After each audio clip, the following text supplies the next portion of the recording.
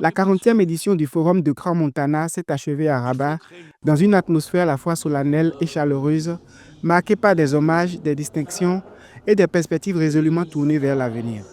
Le président fondateur du Forum, Jean-Paul Carteron, a rappelé avec émotion que chaque clôture porte une part de tristesse, mais aussi de gratitude envers les participants et les lauréats. Le prix de la Fondation, symbole historique instauré dès la création du Forum, a été attribué à Daniel Moukoko Samba, vice-premier ministre et ministre de l'économie de la République démocratique du Congo. Une distinction qui salue son parcours et son rôle central dans la transformation économique et institutionnelle du Congo.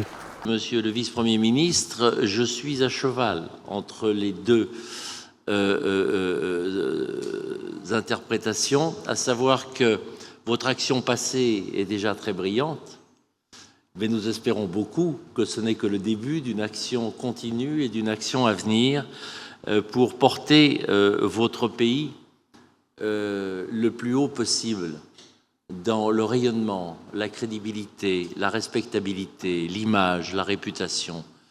Le Congo démocratique a entre les mains tout un potentiel gigantesque, et avec cela, on peut agir non seulement à l'intérieur, mais sur les affaires du monde, sur les affaires africaines. Dans la lignée des figures telles que Gorbatchev, Rabin ou Mandela, le Forum a souligné l'urgence d'un leadership africain porteur d'espoir et de représentation mondiale. 3 médailles d'or ont été décernées à des personnalités engagées, notamment à l'agriculteur burkinabé Abdoulaye Savadogo, fondateur de Nafaso. Son parcours illustre le rôle essentiel des petits exploitants, représentant 500 millions de foyers et nourrissant près de 2 milliards de personnes, majoritairement en Afrique. C'est une motivation sincère pour moi, parce que le Crans-Montana, vous avez vu que ce n'est pas beaucoup de personnes qui ont été désignées pour être récompensées.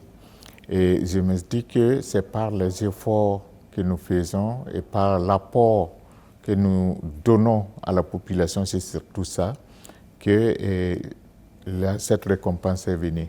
Au-delà des discussions, cette cérémonie a illustré la mission profonde du Forum de Crans-Montana. Un creuset où se forgent des parcours porteurs de changement et d'espérance pour le monde.